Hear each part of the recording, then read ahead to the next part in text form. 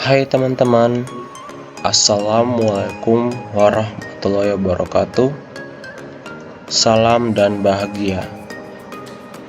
Perkenalkan, nama saya Melkianus C. Purwanwati, Prodi Pendidikan IPA, Universitas Sarjana Wiyata Taman Siswa.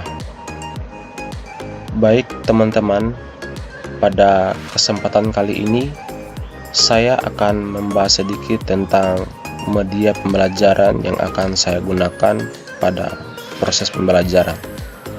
Dengan materi yang akan saya bawakan di saat ini yaitu tentang sistem pencernaan pada manusia kelas 8 semester 1. Oke teman-teman, tanpa membuang-buang waktu, kita langsung saja ke bagian slide pertama. Untuk bagian slide pertama, background yang saya gunakan yaitu menggunakan transistor Cartines atau tirai. Sedangkan untuk bagian animasi gambarnya, saya menggunakan float in atau mengapung.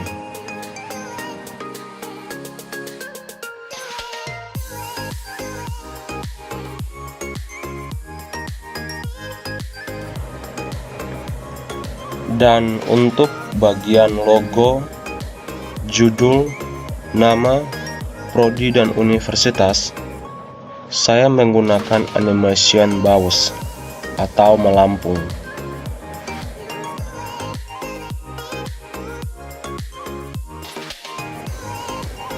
Baik teman-teman, kita masuk pada bagian yang pertama, yaitu tentang pengertian sistem pencernaan pada manusia.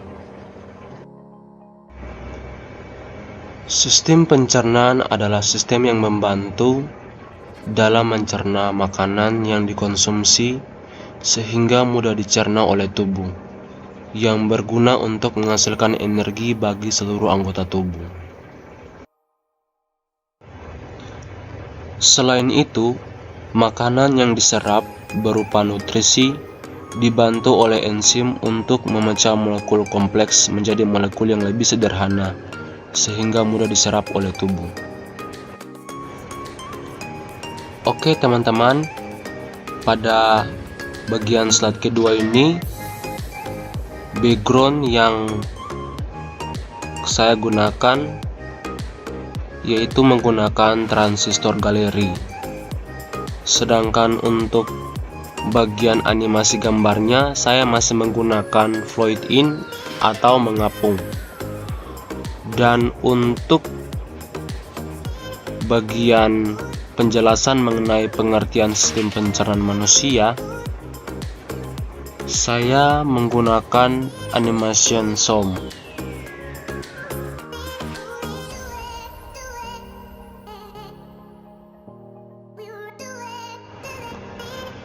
Baik teman-teman, kita lanjut pada bagian yang kedua, yaitu tentang fungsi sistem pencernaan. Fungsi utama dari sistem ini adalah untuk menyediakan makanan, air, dan elektrolit bagi tubuh dari nutrien yang dicerna sehingga siap diabsorpsi. Pencernaan berlangsung secara mekanik dan kimiawi yang meliputi proses berikut.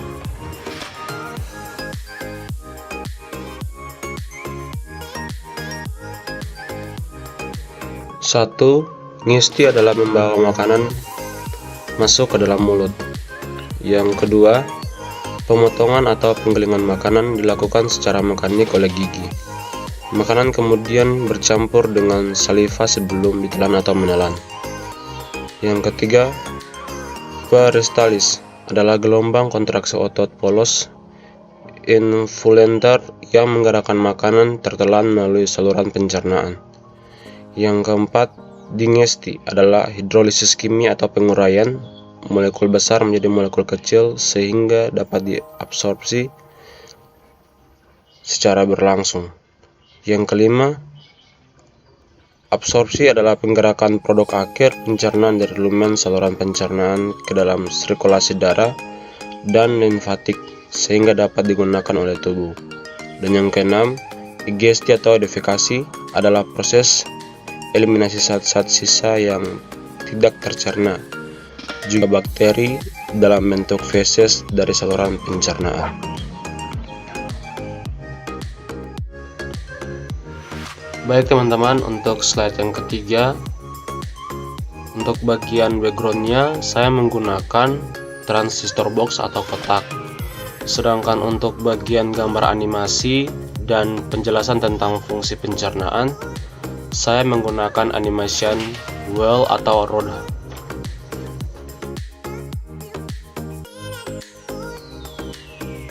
Baik teman-teman, kita masuk pada bagian yang ketiga tentang anatomi sistem pencernaan manusia.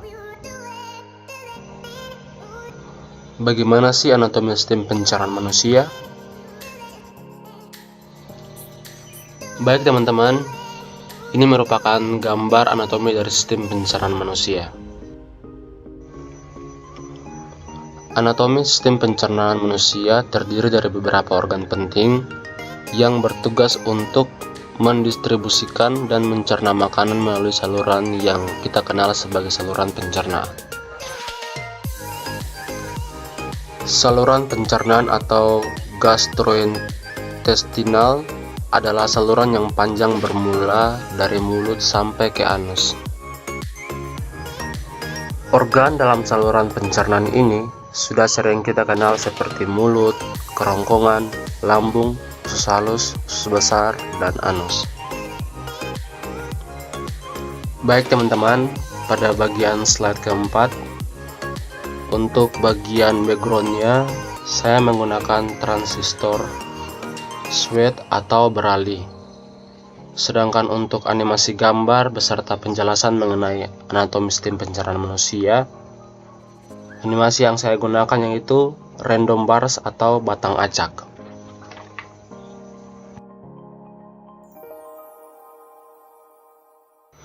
Baik teman-teman, kita masuk pada penjelasan yang pertama mengenai anatomi sistem pencernaan manusia tentang mulut.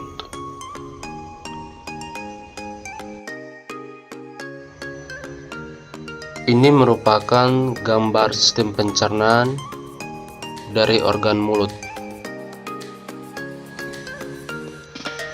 Bisa dikatakan bahwa mulut adalah pintu gerbang dari sistem pencernaan makanan. Karena menjadi pintu utama ketika makanan masuk, fungsi utama mulut adalah untuk mengunyah makanan menjadi lebih halus agar lebih mudah ditelan. Makanan melalui mulut akan mengalami proses pencernaan secara kimiawi dan mekanik. Organ yang membantu proses pencernaan dalam mulut seperti lidah, gigi, dan kelenjar air liur.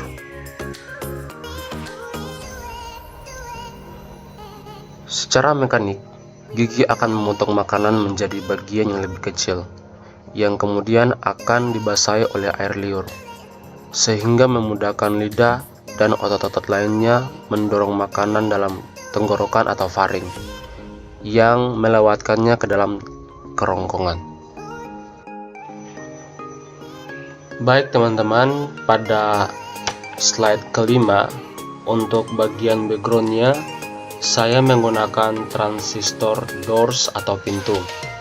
Sedangkan untuk bagian animasi gambar beserta animasi penjelasan mengenai mulut dan bagian-bagiannya, saya menggunakan animasi grow dethrone atau tumbuh dan berbalik.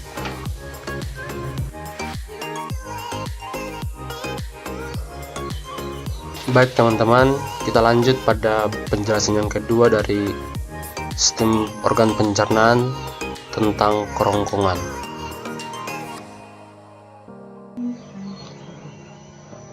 Berdasarkan gambar di samping tentang kerongkongan, dapat dijelaskan bahwa setelah makanan melalui mulut dan ditelan, makanan akan melalui tenggorokan atau faring dan kerongkongan atau esofagus. Kerongkongan berperan dalam mengantarkan makanan yang sudah ditelan untuk melalui proses selanjutnya dalam lambung. Gerakan kerongkongan yang berkontraksi untuk mendorong makanan ke dalam lambung disebut dengan gerak peristaltik.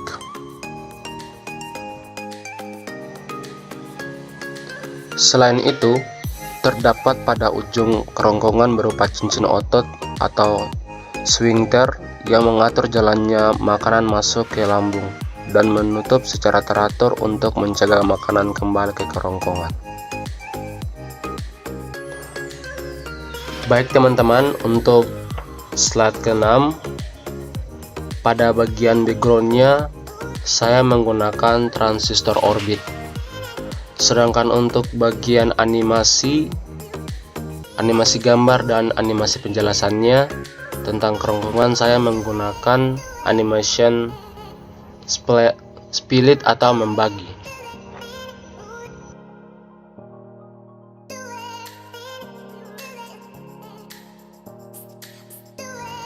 Baik teman-teman, kita masuk pada penjelasan yang ketiga dari organ sistem pencernaan, yaitu lambung.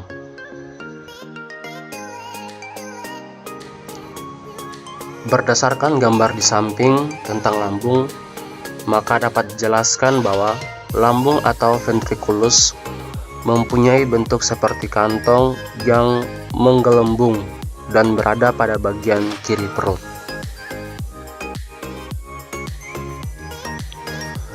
Lambung juga mempunyai 3 fungsi utama. Yang pertama, satu tempat menyimpan makanan sementara sebelum disalurkan ke organ selanjutnya. Yang kedua, memecah dan mengaduk makanan dengan mekanisme gerak peristaltik. Yang ketiga, mencerna dan menghancurkan makanan dengan bantuan enzim dalam lambung.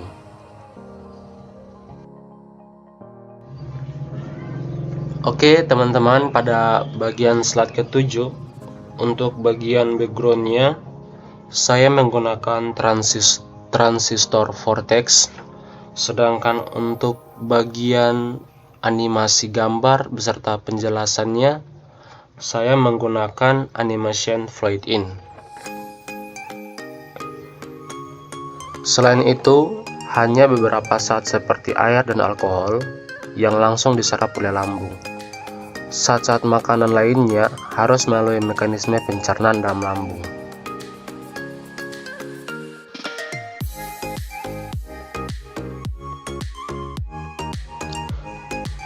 Baik teman-teman, kita lanjut pada penjelasan yang keempat dari organ sistem pencernaan mengenai usus halus.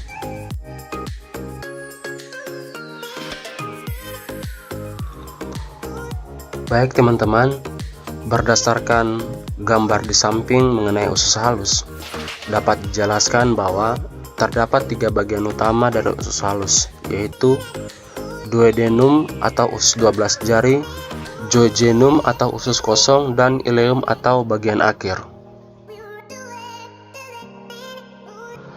Selain itu juga, usus 12 jari atau duodenum berperan dalam proses pencernaan makanan secara kimiawi dengan bantuan getah empedu dan getah pankreas.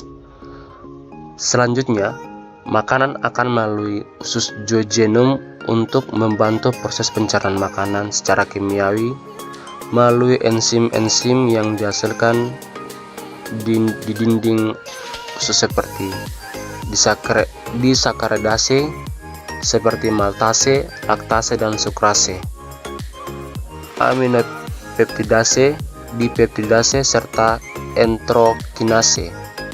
Bagian akhir usus halus adalah ileum, yang mana bertugas dalam menyelesaikan proses penyerapan nutrisi dan menyerap asam empedu untuk dapat didaur ulang lagi. Baik teman-teman, untuk slide ke-8 bagian backgroundnya saya menggunakan transistor clock. Sedangkan untuk bagian animasi gambar beserta animasi penjelasan mengenai usus halus, saya menggunakan animation bones.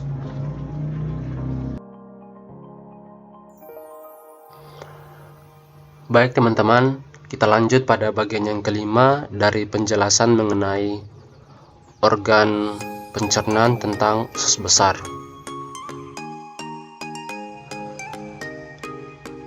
Berdasarkan gambar di samping mengenai usus besar, dapat dijelaskan bahwa proses penyerapan dari usus halus yang masih belum maksimal kemudian akan dilanjutkan oleh usus besar.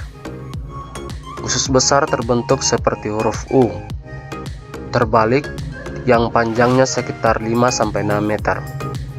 Yang terdapat 3 bagian utama usus besar, yaitu cecum atau cecum, kolon, dan rectum atau rectum.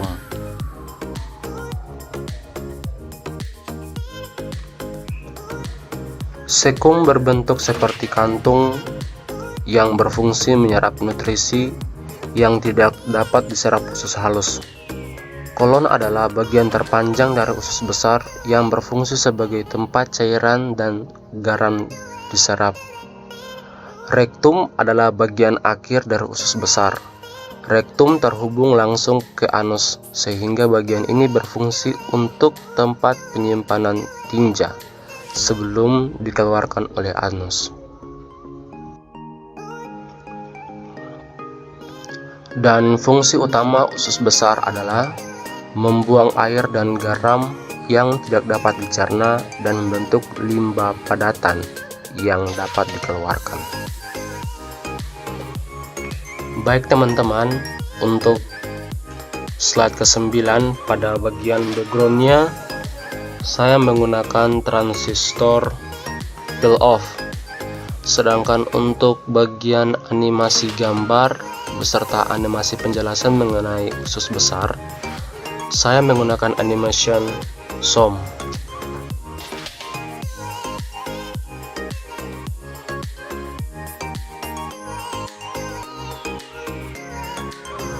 Baik teman-teman, kita masuk pada bagian yang ke-6, bagian akhir dari organ sistem pencernaan mengenai anus.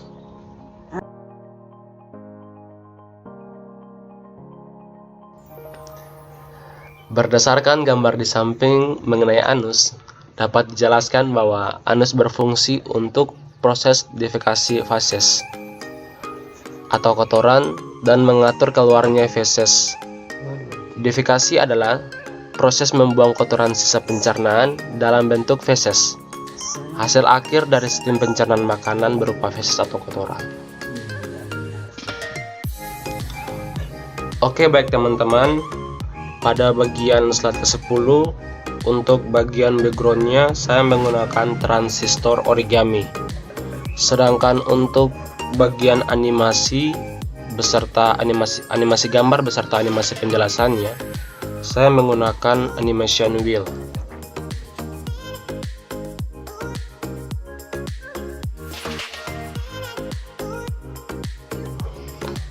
Baik teman-teman, kita masuk pada bagian akhir dari materi ini tentang macam-macam kelainan atau penyakit pada sistem pencernaan manusia. Baik teman-teman, untuk kelainan pencernaan yang pertama yaitu pada gangguan mulut. Gangguan pada mulut ini terdiri atas 2 bagian, yaitu yang pertama parotitis atau gondong, yaitu infeksi pada kelenjar parotis. Dan yang kedua yaitu serostomia atau produksi air liur yang amat sedikit. Gangguan yang kedua pada sistem pencernaan yaitu gangguan pada usus. Terdiri atas 4 bagian, yaitu yang pertama diare atau infeksi kuman pada kolon yang mengakibatkan feses terlalu cepat keluar. Yang kedua sembelit, adalah keadaan sulit buang air besar akibat penyerapan air di kim pada ileum berlebihan. Yang ketiga appendicitis atau keadaan appendix yang merandang. Dan yang keempat hemoroid atau biasanya disebut dengan keadaan membengkaknya vena pada anus. Oke teman-teman, kita masuk pada bagian yang ketiga dari gangguan pencernaan pada manusia, yaitu tentang gangguan pada lambung. Untuk gangguan pada lambung ini terdiri atas 3 bagian, yaitu yang pertama, gastritis adalah radang akut atau dinding lambung karena makanan yang kotor. Yang kedua, kolik adalah salah satu cerna akibat makanan yang masuk terlalu banyak. Dan yang ketiga, ulkus atau tukak lambung adalah lambung pada dinding lambung akibat hasil berlebihan. Baik teman-teman, untuk bagian slide ke-11, untuk bagian backgroundnya saya menggunakan transistor galeri, sedangkan untuk bagian animasi gambar dan animasi penjelasannya saya menggunakan animation sheet.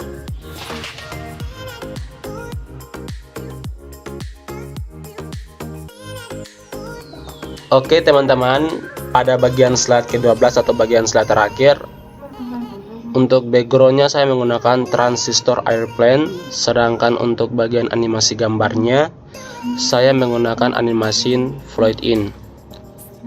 Baik, terima kasih atas waktu dan kesempatannya. Semoga materi ini bisa bermanfaat bagi kita semua. Akhir kata, ada satu pepatah usang yang mengatakan seperti ini: jikalau ada sumur di ladang, bolehlah kita menumpang mandi. Dan jikalau ada umur yang panjang, bolehlah kita berjumpa lagi.